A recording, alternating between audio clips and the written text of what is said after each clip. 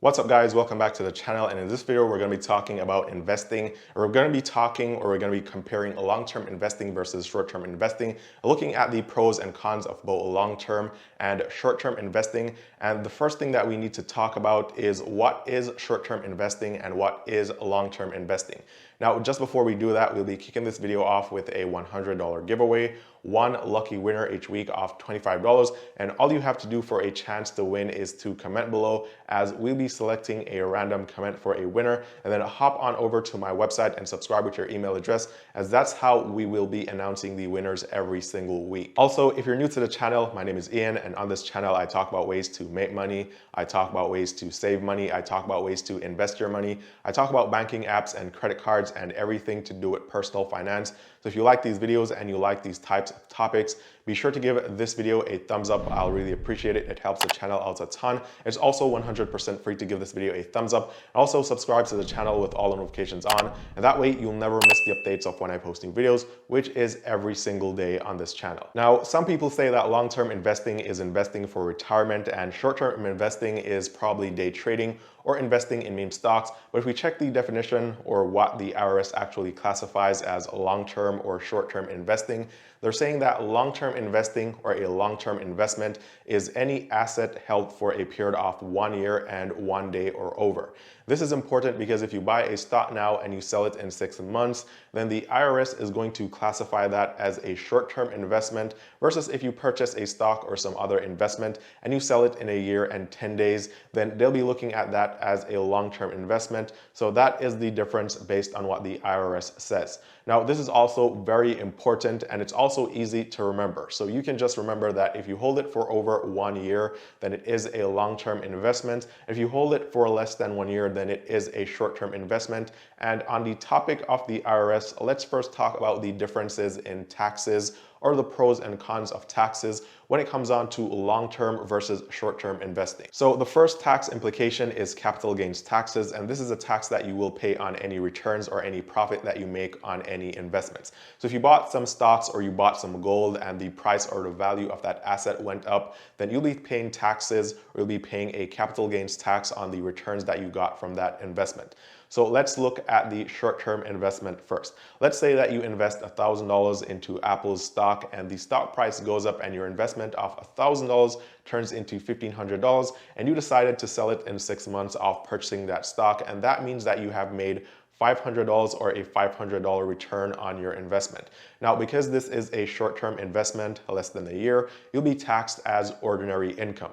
So the simple way to think about this is that they'll take that $500 that you made there and they'll put it together with all the money that you made from your job or wherever else you made your money, and they'll tax everything together as ordinary regular income, or at your regular tax rate. Now, the amount you get taxed as ordinary income depends on what tax bracket you're in. And so if you're making less than $9,800 per year, then you pay only 10% in ordinary taxes. If you're making between $40,000 to $85,000, then you're going to be paying 22%.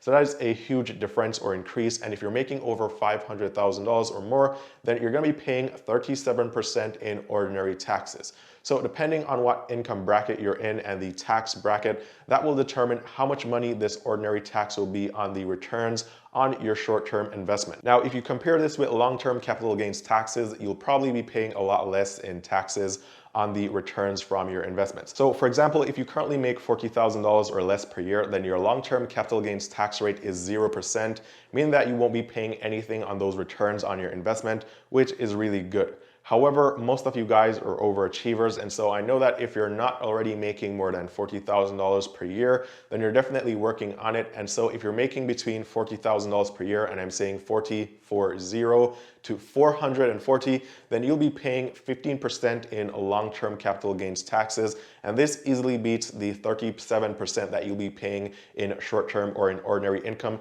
if you were to hold that investment for less than a year and a day.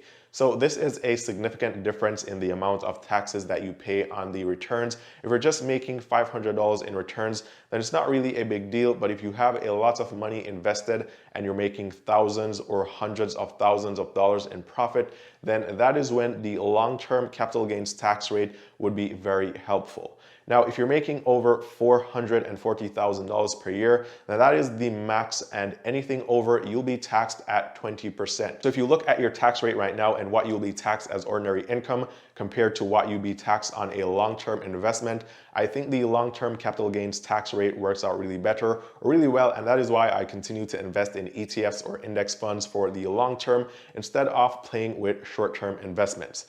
Now, if we look at also the probability of you predicting what the market will do in the short term versus the long term, you're more likely to make a better long-term prediction than a short-term prediction.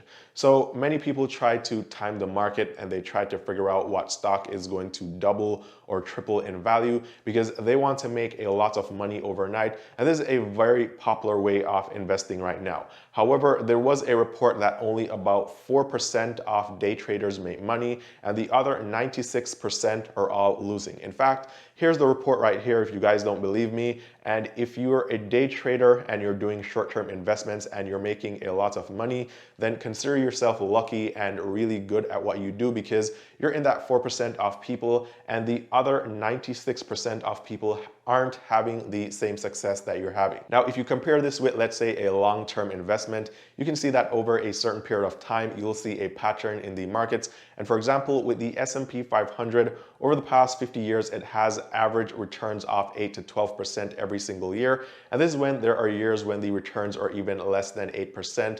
And some years the returns are way over 12%, as last year it was over 30%. So you may not be able to accurately predict what the market will do tomorrow or next week or next month or even next year, but over the long term you have a higher chance of predicting what the market will do based on past performance. So that is also another pro or con when you compare long-term to short-term investing.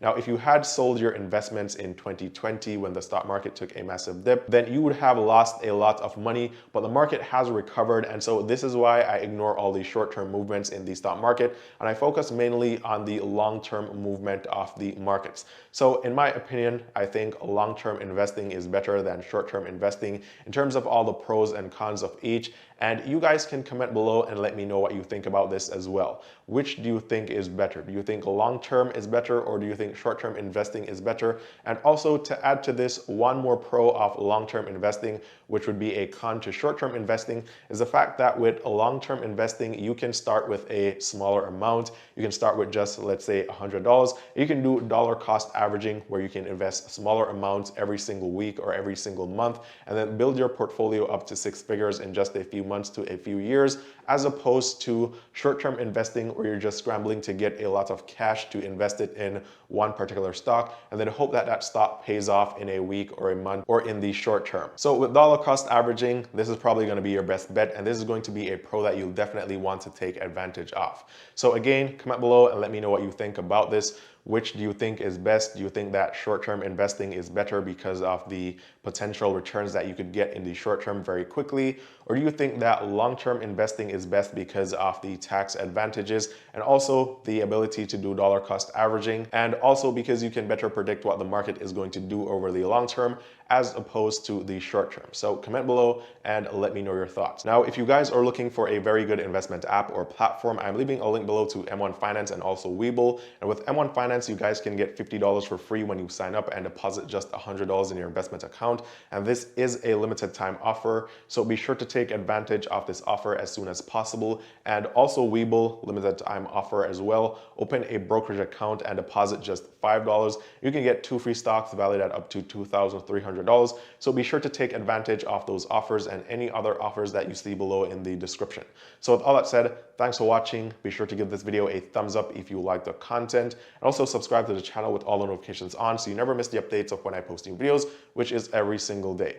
Once again, thanks for watching. All the best with your investments, and I will see you guys tomorrow in the next one.